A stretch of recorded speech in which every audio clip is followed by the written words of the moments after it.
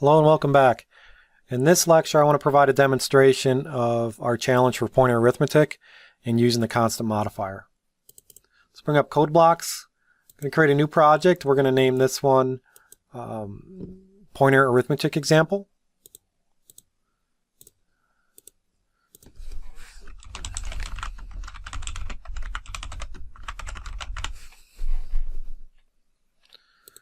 Okay, so what we're going to do here is we're going to actually determine the length of a string by using pointer arithmetic.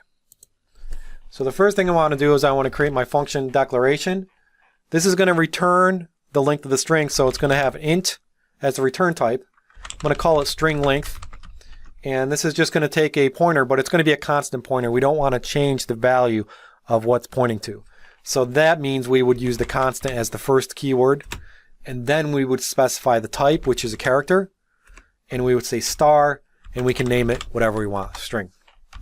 Now again, just to reiterate, if we would have put the constant here instead, this would say that the address of the pointer's value cannot change.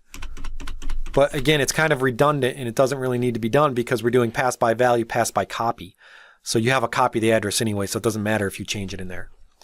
But it is important to change what you're pointing to. If you do not want the value of what you're pointing to change, you definitely want to do constant here. And that's important. So now all we have to do is we're going to create our main. All we're going to do in our main is we're going to call string length function with different strings. So let's print out, and remember it returns an integer, so we can say %d, and we're just going to print out the length of a couple strings that we pass. So we're going to call string length, and we're just going to pass in some constant strings. So we can just put things in double quotes here. We don't even have to create pointers. You could create a pointer and assign it and then pass it in, but you just have to make sure it's a constant. But since it's easier and less code, we can just say string length test. Again, that's a constant literal string, right? We'll test it with some more. We'll say, we'll put a space after it. Let's actually, instead, let's add some line feeds. Here we'll call string length, and actually let's call it with the empty string. Make sure it returns 0. And then our third one, we'll say string length, and we'll just say JSON. Now incidentally, when you create these and pass these string lengths, they automatically get the null terminator added to them, right? We learned that when we declare pointers. That's one of the advantages. If you're going to create a pointer and it's going to be a literal, you don't want to specify the size. You know, you'd want to do something like character, if it's an array, because an array is a pointer, but if we wouldn't want to specify the size, we could say character P, and then inside here we could just say JSON, right? Remember that lesson where if we don't specify the size for character arrays, it will automatically add a null terminator and create the size for you. That way you don't make any mistakes. If you put the size inside the array, you might not have enough of the null terminator. It's the same thing when we pass the literal to the string length. The null terminator gets added to the end of it. So we could have created these variables, initially and done something like this and then passed in each one. But I didn't want to waste time creating variables, so I'm just going to do that. Now what's really important for this code is the function. So we're going to create our string length. Remember again, it returns an integer. And it's going to be a constant, so we can just say constant char star string. And you also notice that the function declaration variable name doesn't have to match. I could put this as strings, and that's fine as well. Now, inside this function, we have to create a local pointer because the local pointer is going to point to the end of the string. And then once we have the address for the end of the string, we can minus the address for the beginning of the string. The address for the beginning of the string is what's passed in. String is automatically going to be pointing to the first element in the array, or the first address of the array. So if we create a local pointer, and we'll just want to, again, create another constant char star, and we'll just say last address, how about? And this is going to be equal to the beginning address of string, and then we're going to increment it each time in our loop. So now we have last address. Again, this is a local variable that's going to store the address right before the null terminator. So now we can write our while loop. And our while loop is going to exit when we see the null terminator.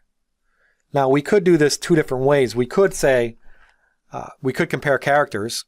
So we could say something like while star last address, because we have to dereference it, is not equal to \0. Could do something like that. But that's kind of a lot of code. All we really need to do is just to say while star at last address. Because if you dereference a null terminator, it's going to be equal to 0. And 0 is equal to false, right? We know that Booleans have 1 is true, 0 is false. So if it's false, it's going to jump out. So all you need to do is inside your while condition is put star last address. Again, this is going to dereference the pointer. And once it's pointing to the last address, it's going to be pointing to the null terminator. Now we have to make sure that we modify last address so that it eventually points to the null terminator. Here, all we can do is we can say ++ last address. So each iteration of this while loop is going to increment the address until it sees a 0. A 0 represents the null terminator. So the end result of after this while loop is done executing, last address is going to be pointing to the address of the null terminator.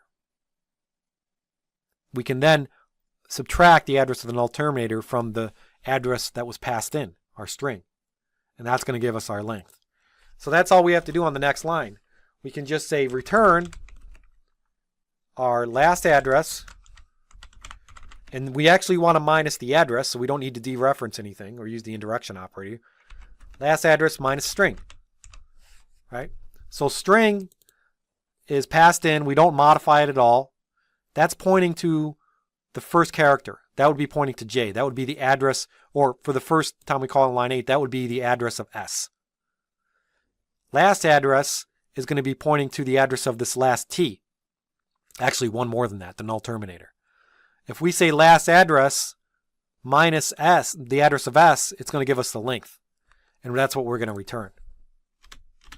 So I hope that makes sense.